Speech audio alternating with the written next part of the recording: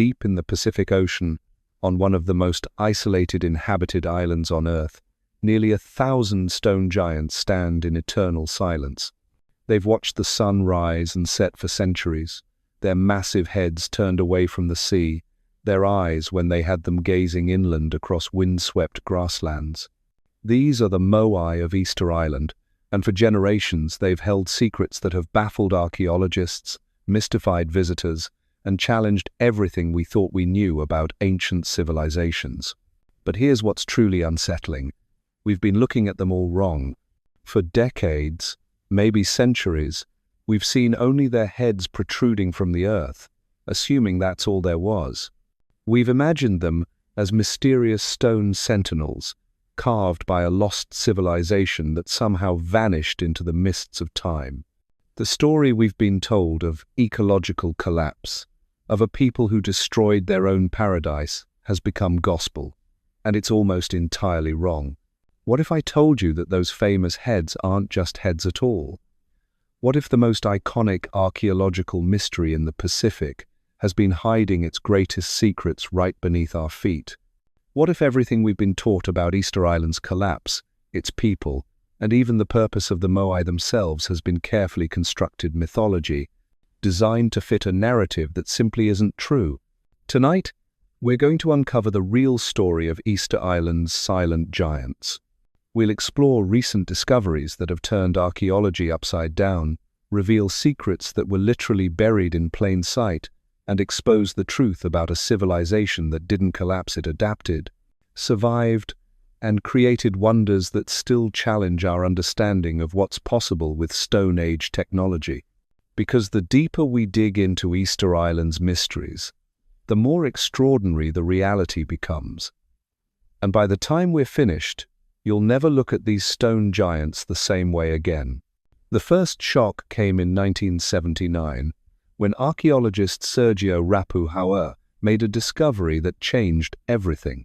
While examining fragments of white coral scattered around various Moai sites, he realized something extraordinary. These weren't random debris, they were pieces of eyes. The famous blank stares of the Moai weren't blank at all. They were meant to be filled with carefully crafted coral and obsidian eyes that would have made these statues appear startlingly alive. Picture it for a moment. You're walking across Easter Island 1,000 years ago, and these massive stone figures aren't the weathered, eyeless sentinels we see today. They're watching you. Their white coral eyes, with dark obsidian pupils, track your movement across the landscape. The Rapa Nui people called them Aringa Ora living faces. And when you understand that these statues were designed to appear alive, everything about Easter Island starts to make sense in a completely different way. But the eye revelation was just the beginning. Because if archaeologists had been wrong about something as fundamental as whether the Moai had eyes, what else had they missed? The answer came gradually, through decades of careful excavation that revealed perhaps the most stunning secret of all. The heads weren't just heads. In excavations that began in earnest in the 1950 seconds and continue today, archaeologists discovered that most Moai have full bodies buried beneath centuries of soil accumulation. These aren't just carved heads sitting on the ground, they're complete statues, some reaching depths of 30 feet or more underground. The famous heads of Easter Island are actually the tips of massive sculptures that have been slowly swallowed by the earth over centuries. Dr. Joanne van Tilburg, director of the Easter Island Statue Project, has spent decades carefully uncovering these buried giants. Her team's work has revealed intricate carvings on the bodies, elaborate geometric patterns, symbols that might represent tattoos or clothing, and details so fine they suggest the sculptors were working at the peak of their artistic abilities. One recently excavated statue revealed hands positioned carefully across the torso, with fingers so detailed you can make out individual knuckles. This discovery fundamentally changes how we understand the scale and ambition of Moai construction. We're not talking about 887 carved heads scattered across an island.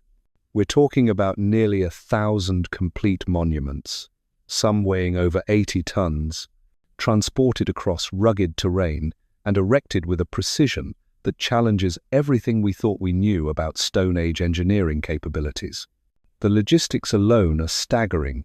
The average moai stands 13 feet tall and weighs about 14 tons, roughly twice the weight of a full-grown African elephant. But that's just average. The largest completed statue, called Paro, towers almost 33 feet high and weighs 82 tons.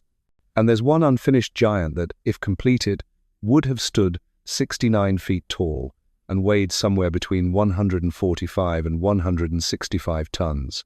To put that in perspective, that's heavier than a fully loaded Boeing 737. But here's where the story gets even more incredible. Recent experiments have proven that the ancient oral traditions of the Rapa Nui people weren't mythology at all. They were literal descriptions of historical events. For generations, islanders told stories of how the moai walked across the island to their final positions. Western archaeologists dismissed this as primitive folklore, assuming the statues must have been dragged on sleds or rolled on logs. They were wrong.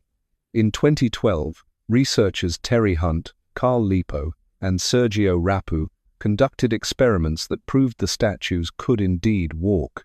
Using carefully positioned ropes and coordinated movement, a team of just 18 people was able to move a 5-ton replica moai in an upright position, rocking it forward step by step across the landscape. The statue literally walked, just as the oral traditions claimed. This walking method explains several mysteries that had puzzled archaeologists for decades.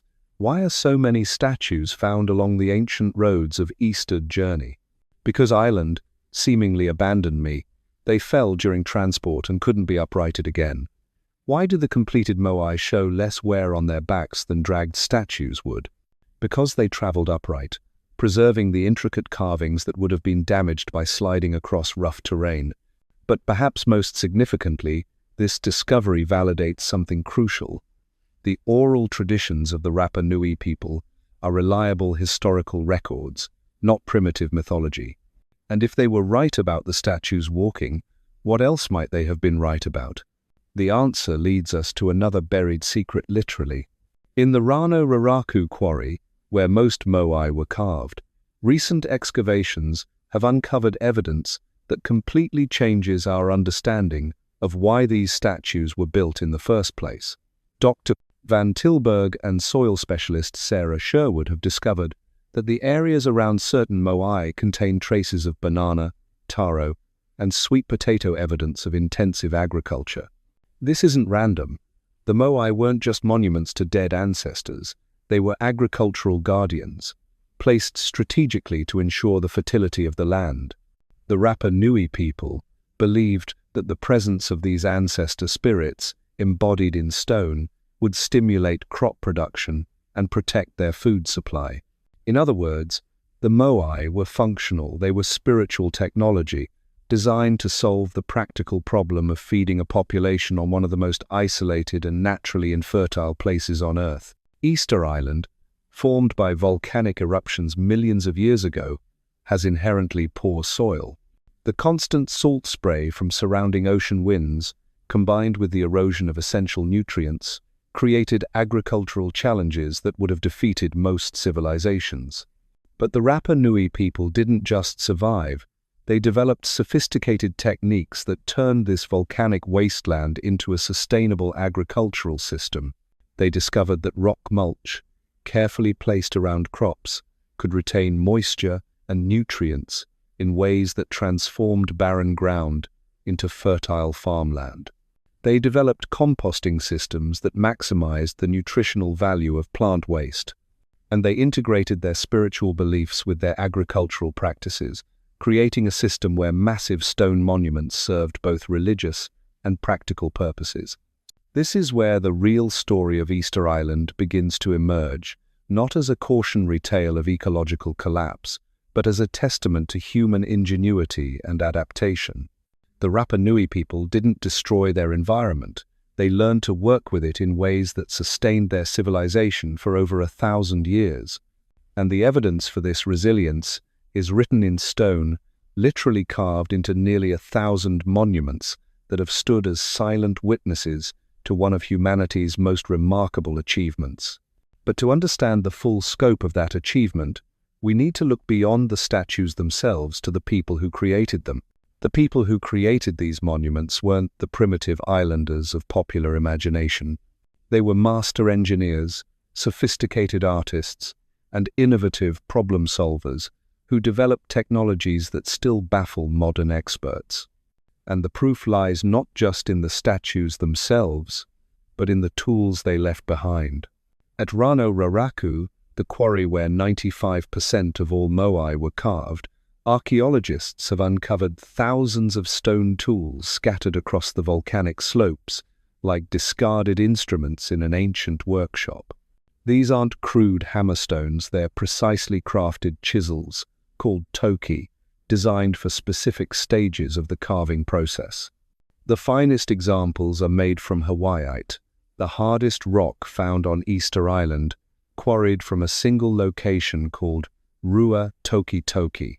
The scarcity of this superior stone made it incredibly valuable, yet it was used extensively for moai carving, suggesting these monuments weren't desperate last efforts of a dying civilization, but priority projects of a thriving society.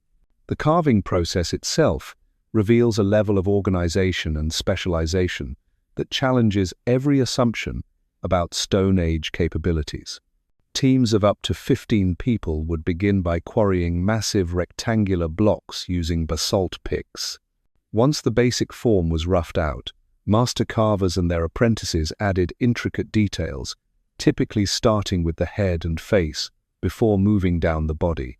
The precision is extraordinary. Features like the distinctive fishhook curl of the nostrils, the elongated ears, and the subtle outlining of collarbones required not just skill, but artistic vision. But here's what's truly remarkable. The Rapa Nui didn't just carve these monuments randomly. Recent analysis has revealed that different moai show distinct artistic styles and techniques, suggesting multiple workshops operating simultaneously, each with their own traditions and specializations. Some statues display broader faces and more geometric features, while others show naturalistic detail and individual characteristics. This isn't the work of a single generation desperately carving monuments before their world collapsed. This is evidence of an artistic tradition that evolved and flourished over centuries. The sophistication extends beyond the carving to something even more impressive: the red stone cylinders called Pukao that crown many of the completed moai. These aren't just decorative afterthoughts, they're engineering marvels in their own right. Carved from red scoria at a completely separate quarry called Pukao, these massive topknots weigh up to 11 tons each. Think about that for a moment. After successfully carving, transporting, and erecting an 82-ton statue, the Rapa Nui people then quarried, shaped, transported, and somehow lifted an additional 11-ton stone cylinder to place precisely on top of a 3-foot-tall monument. The logistics are staggering. How do you lift 11 tons of stone 30 feet into the air using only ropes, levers, and human muscle? Recent experiments suggest they may have used elaborate ramp systems, carefully tilting the entire statue forward before pushing it back upright with the Pukao in position. The engineering knowledge required for such operations rivals anything achieved by ancient civilizations anywhere in the world. But the Pukao represents something deeper than mere engineering prowess. In Rapa Nui culture, these red stone cylinders symbolize the long hair of deceased chiefs, a sign of spiritual power called mana. The decision to add these massive crowns wasn't arbitrary. It was a deliberate choice to enhance the spiritual authority of specific ancestors. Only the most important monuments received Pukao, suggesting a hierarchy of significance that reflected complex social and religious structures. This brings us to perhaps the most profound secret hidden within the moai. They weren't just monuments to the dead, they were active participants in the spiritual and economic life of the island. The Rapa Nui people believed in a symbiotic relationship between the living and the dead, where ancestors provided health, fertility, and fortune in exchange for proper veneration and care. The Moai weren't memorials, they were spiritual infrastructure. Almost all of the completed Moai face inland toward the settlements of their descendants. Their backs are turned to the sea, to the spirit world from which the ancestors' power flowed. When equipped with their coral and obsidian eyes, these monuments would have gazed across the island with an intensity that suggested constant vigilance. They were guardians, protectors, and providers all at once. The spiritual significance becomes even clearer when you understand the timing of their construction. Carbon dating and archaeological analysis reveal that most Moai were carved and erected between 1250 and 1500 CE, precisely the period when the Rapa Nui people were developing their most sophisticated agricultural techniques and achieving their greatest population density. These weren't monuments to a dying culture, they were expressions of a civilization at its peak, and that civilization was far more complex than anyone had imagined. Recent genetic analysis has revealed that the Rapa Nui people weren't simple Polynesian settlers who arrived and remained isolated. DNA evidence shows contributions from South American populations, specifically the Zenu people of Colombia, with contact occurring around 1200 CE. This means the Rapa Nui were part of a vast Pacific trading network that stretched from Polynesia to the South American coast, a network that brought new crops, new technologies, and new genetic diversity to their remote island. The implications are staggering. We're not talking about a small, isolated population struggling to survive on a barren rock. We're talking about skilled navigators who maintained contact across thousands of miles of open ocean, master agriculturalists who transformed infertile volcanic soil into productive farmland, and visionary artists who created monuments that still inspire awe centuries after their completion. But perhaps the most extraordinary secret of all lies not in what the Rapa Nui accomplished, but in what they invented, one of humanity's rarest achievements, developed independently on one of the most isolated places on Earth.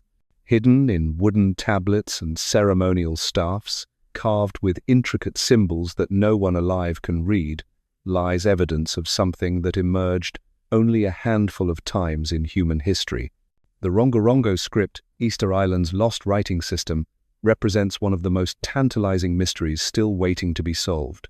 In 1864, a French missionary named Eugene Hérode recorded something that would baffle scholars for generations to come. Scattered throughout Easter Island, he found wooden tablets and staffs covered in what he described as hieroglyphic characters. These weren't random scratches or decorative patterns. They were organized, systematic symbols that suggested something remarkable. The Rapa Nui people had independently developed their own writing system. To understand how extraordinary this discovery was, you need to grasp just how rare the invention of writing actually island. In all of human history, true writing systems have been independently invented, perhaps only 3 or 4 times.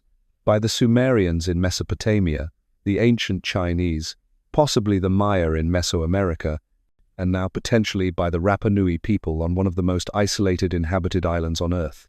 The Rongorongo script consists of about 120 basic symbols, with another 480 variant forms. The glyphs are intricate and purposeful. Birds in flight, fish swimming, human figures in various poses, geometric shapes that seem to follow mathematical principles, and mysterious combinations that hint at complex meanings we can no longer decipher. The symbols are carved with the same precision and artistry that we see in the Moai. This wasn't crude picture writing, but a sophisticated system that required years of training to master. But here's where the mystery deepens.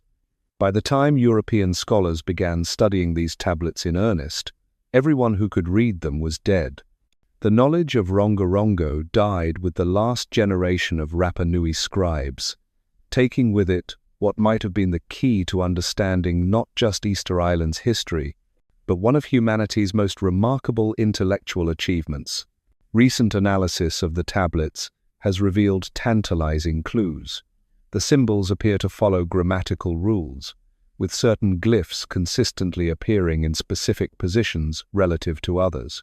There are patterns that suggest calendrical information, genealogical records, and what might be ritual instructions or historical chronicles. Some researchers believe they've identified symbols representing the island's seasonal cycles, astronomical observations, and even references to the Moai themselves. What makes this loss even more tragic is that Rongorongo appears to have been reserved for the elite, the chiefs, priests, and master craftsmen who guided Rapa Nui society. This wasn't a writing system for everyday communication, but a sacred technology for preserving the most important knowledge of their civilization. When European diseases and slave raids decimated the population in the 1800s, they didn't just kill people, they destroyed an entire intellectual tradition that had taken centuries to develop. The implications extend far beyond Easter Island itself. If the Rapa Nui people independently invented writing, it suggests a level of social complexity and intellectual achievement that completely contradicts the popular image of a simple, isolated society. You don't develop writing systems by accident. They emerge only when a civilization has reached a level of organization that requires permanent records, trade relationships, genealogies, religious practices, historical events, and administrative systems too complex to maintain through oral tradition alone. This discovery forces us to confront an uncomfortable truth. We've been systematically underestimating the achievements of Polynesian civilizations. The same academic traditions that dismissed the walking statues as primitive mythology also dismissed the possibility that isolated Pacific Islanders could develop sophisticated writing systems. The evidence was literally sitting in museums for over a century, but the intellectual framework for understanding it didn't exist. And that brings us to perhaps the most disturbing aspect of Easter Island's story: how a narrative of collapse and failure became so deeply embedded in popular consciousness that it overshadowed overwhelming evidence of success and innovation. The tale of Easter Island's ecological suicide, popularized by Jared Diamond and others, has become a modern morality story, a cautionary tale about the dangers of environmental destruction and resource depletion. But what if that story is wrong? What if the evidence shows something completely different? Recent research by anthropologists Robert DiNapoli and Carl Lipo has systematically dismantled the collapse narrative. Using advanced statistical analysis of radiocarbon dates, pollen samples, and archaeological evidence, they've reconstructed Easter Island's actual demographic history. What they found challenges everything we've been taught. The human population of Easter Island probably peaked around 3,000 people sometime around 1,350 CE, then remained relatively stable for centuries. There's no evidence of the massive population boom and crash that the collapse narrative requires. There's no archaeological evidence of warfare escalating before European contact. There's no evidence of starvation or social breakdown. Instead, the data shows a civilization that had reached a sustainable equilibrium with its environment and maintained it for generations. The deforestation that supposedly triggered societal collapse. It happened gradually over centuries, and the Rapa Nui people adapted by developing alternative technologies. When the palm forests disappeared, they didn't panic, they innovated. They developed rock-mulching techniques that actually improved agricultural productivity. They built stone chicken coops called here moa that protected their protein sources from rats and weather. They created elaborate garden systems that maximized crop yields in harsh conditions. In other words, they did exactly what successful civilizations do when faced with environmental challenges. They adapted, innovated, and survived. The real collapse of Easter Island didn't happen because of ecological suicide. It happened because of European contact, slave raids, and introduced diseases that devastated the population in the 1800s. This reframing isn't just academically important, it's morally crucial. For generations, the Rapa Nui people have been blamed for their own destruction, portrayed as a cautionary example of human short-sightedness and environmental irresponsibility. But the evidence shows they were actually masters of sustainable living, who maintained a complex civilization on one of the most challenging environments on Earth for over 1,000 years. The real Easter Island story isn't about failure, it's about resilience, innovation, and the triumph of human ingenuity over seemingly impossible odds. And nowhere is that triumph more evident than in discoveries that continue to reshape our understanding of what these remarkable people accomplished. In recent years, climate change has inadvertently become archaeology's ally on Easter Island. Severe droughts have dried up seasonal lakes and exposed areas that have been underwater for centuries. In one of these newly revealed lake beds, researchers discovered something that sent shockwaves through the archaeological community.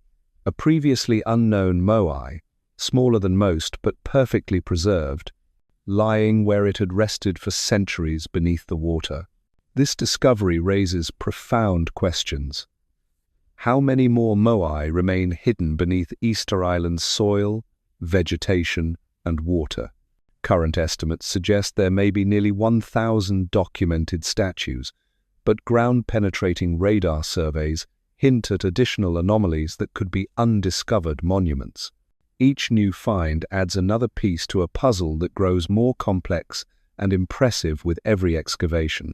But perhaps the most significant recent discovery wasn't a new statue at all. It was a new understanding of how the existing monuments functioned as an integrated system. Dr. Van Tilburg's team has identified what appears to be a carefully planned network of moai positioned to maximize their agricultural and spiritual influence across the island. The statues weren't randomly placed, they were strategically positioned according to principles we're only beginning to understand. Some moai overlook prime agricultural areas, their spiritual presence believed to enhance crop fertility. Others guard freshwater sources or mark important astronomical alignments. Still others appear to define territorial boundaries or commemorate significant historical events.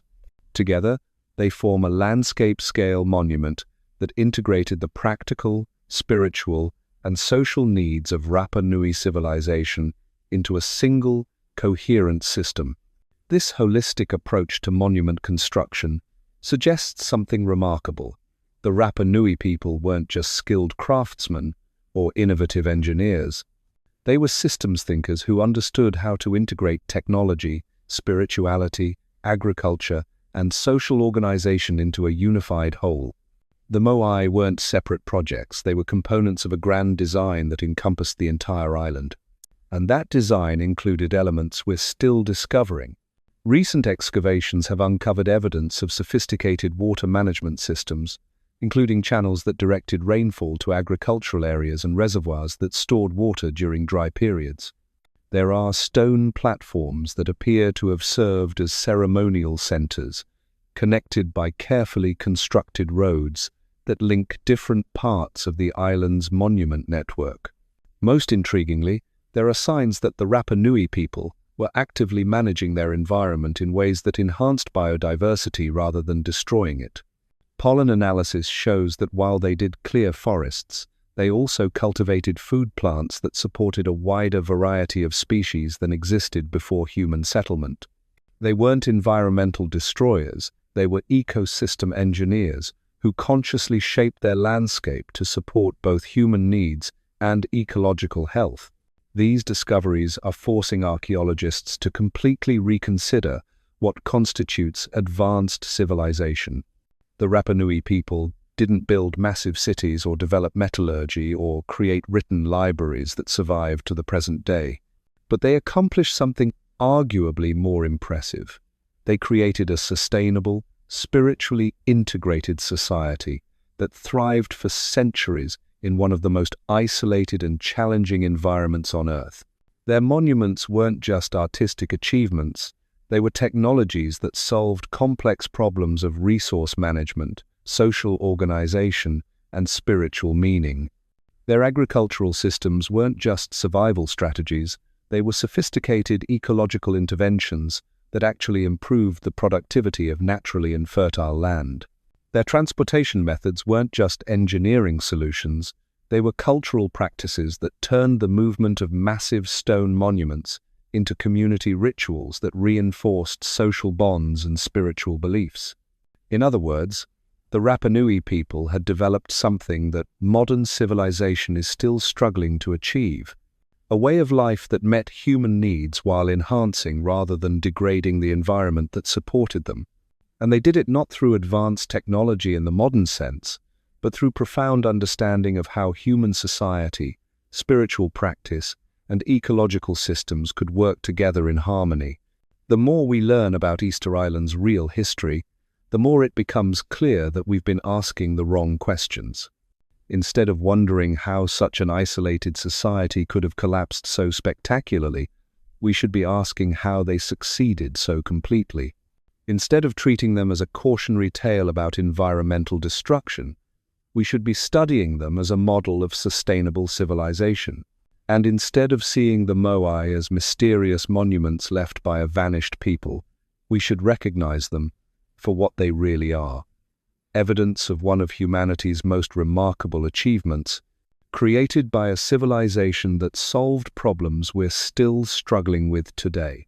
But there's one more secret hidden within these stone giants, one that connects Easter Island's ancient achievements to mysteries that span the Pacific and beyond.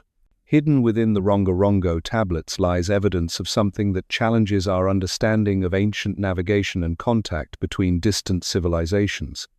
Some of the glyphs appear to reference plants and animals that shouldn't exist on Easter Island, species native to South America, thousands of miles across the open Pacific. This isn't speculation, it's carved evidence of knowledge that could only have come from direct contact with distant lands. The genetic evidence we mentioned earlier, DNA markers from Colombian populations appearing in Rapa Nui bloodlines around 1200 CE, suddenly takes on new significance when viewed alongside these mysterious symbols. The Rongorongo script wasn't just recording local events and genealogies, it was documenting contact with civilizations across vast ocean distances, preserving knowledge of trade, relationships, and cultural exchanges that spanned the Pacific. Think about what this means. While Europeans were still afraid to venture far from coastal waters, the Rapa Nui people were maintaining contact with South American civilizations across 2,300 miles of open ocean. They were navigating by stars, currents, and wind patterns with such precision that they could make repeated journeys to specific destinations. And they were doing all of this using technology that left no trace for modern archaeology to find: no metal compasses, no written charts that survived, no permanent harbors carved from stone. Instead, they used something far more sophisticated, a navigation system based on accumulated knowledge, passed down through generations of master navigators. They read the ocean like a book, interpreting subtle changes in wave patterns that indicated distant land, recognizing cloud formations that revealed hidden islands beyond the horizon, following seasonal bird migrations that served as living signposts across empty seas. Recent computer modeling has shown that the ancient Polynesian navigation techniques were so accurate they could reliably reach targets as small as Easter Island from launching points thousands of miles away. The margin for error in navigating to a 6.4 square mile island in the middle of the Pacific is essentially zero, yet archaeological evidence shows they made these journeys repeatedly, carrying people, plants, animals, and ideas across distances that challenge modern sailing capabilities. But here's where the story becomes truly extraordinary. The Rapa Nui people weren't just the end point of these navigation networks, they were active participants in a Pacific-wide system of cultural and technological exchange that we're only beginning to understand. The sweet potatoes that became a staple of their agriculture, those originated in South America, the elaborate feathered headdresses depicted in some Moai carvings. The feathers came from birds that lived thousands of miles away. The techniques they used for deep-sea fishing, those show influences from multiple Pacific Island cultures. In other words, Easter Island wasn't an isolated outpost of human civilization struggling to survive in splendid isolation. It was a sophisticated trading hub connected to a network that spanned the entire Pacific Ocean. The Rapa Nui people were cosmopolitan, well-traveled, and internationally connected in ways that put most modern civilizations to shame. This revelation forces us to completely reconsider the scale of ancient Polynesian achievements. We're not talking about brave explorers who accidentally discovered distant islands and then remained cut off from the outside world. We're talking about master mariners who developed and maintained trade relationships across distances greater than those between London and Moscow. They were conducting international commerce when most of the world's civilizations had never ventured beyond their immediate neighbors. The implications ripple outward from Easter Island to encompass our understanding of the entire Pacific. If the Rapa Nui people could maintain contact with South America, what other connections existed that we haven't discovered yet? Were there trade relationships between Polynesian navigators and Asian civilizations? Did cultural innovations spread across the Pacific through networks we can no longer trace? How many archaeological mysteries in different Pacific islands might be explained by connections we never imagined possible? These questions become more urgent when you consider what else might have been lost, when European diseases and slave raids devastated the Pacific island populations. The master navigators who could read ocean currents like highway signs died without passing on their knowledge. The traders who maintained relationships across thousands of miles of water took their roots to the grave. The cultural bridges that connected distant civilizations collapsed in a single generation. But traces remain, hidden in the genetic codes of Pacific populations, preserved in agricultural techniques that don't quite match local resources, and carved into stone monuments that served as markers in a navigation system we're still trying to decode. The Moai themselves may have functioned as landmarks visible from great distances at sea, helping navigate the final approach to Easter Island after journeys of thousands of miles. Recent analysis of the statue's positioning suggests they weren't just facing inland to watch over descendants. They were also positioned to be visible from specific approach angles at sea. Their massive scale and distinctive silhouettes would have been unmistakable markers for navigators approaching from different directions, serving as both spiritual guardians and practical navigation aids. So here we stand, on the edge of a mystery that grows deeper with every revelation. The silent giants of Easter Island have spoken, but their message isn't what we expected. They tell us not of collapse and failure, but of triumph against impossible odds. Not of primitive isolation, but of sophisticated global connections. Not of environmental destruction, but of sustainable innovation that kept a civilization thriving for over 1,000 years. These stone guardians have watched over secrets that challenge everything we thought we knew about human potential. They've witnessed the rise of a people who turned barren volcanic soil into fertile farmland, who moved 80-ton monuments across rugged terrain using nothing but rope and human ingenuity, who developed one of history's rarest achievements, an independent writing system on one of the most isolated places on Earth. But perhaps the most profound secret the Moai guard is this: the story we tell about the past shapes how we see the future. For too long, Easter Island has been held up as a cautionary tale of environmental suicide, a warning about the dangers of unchecked growth and resource depletion. But the evidence tells a different story entirely. It speaks of adaptation, innovation, and resilience, of a people who faced environmental challenges not with despair, but with creativity, who built not monuments to their own destruction, but landmarks in a navigation system that connected them to the wider world. The Rapa Nui people achieved something modern civilization is still struggling with. They created a way of life that enhanced, rather than degraded, their environment. They developed technologies that solved complex problems without destroying the systems that supported them. They maintained international relationships across distances that challenge modern capabilities. And they did it all while creating art that still takes our breath away centuries later. The next time you see an image of those famous stone heads rising from the grasslands of Easter Island, remember, you're looking at the tips of giants. Beneath the soil lie full bodies, intricate carvings, and evidence of achievements that rewrite human history. Behind those coral and obsidian eyes lies the gaze of ancestors who watched over a civilization that succeeded where so many others failed. The Moai aren't monuments to a vanished people. They're proof of what humans can accomplish when they combine technical skill with spiritual wisdom, when they treat their environment as a partner rather than a resource to be exploited, and when they maintain connections with the wider world while staying true to their own unique vision.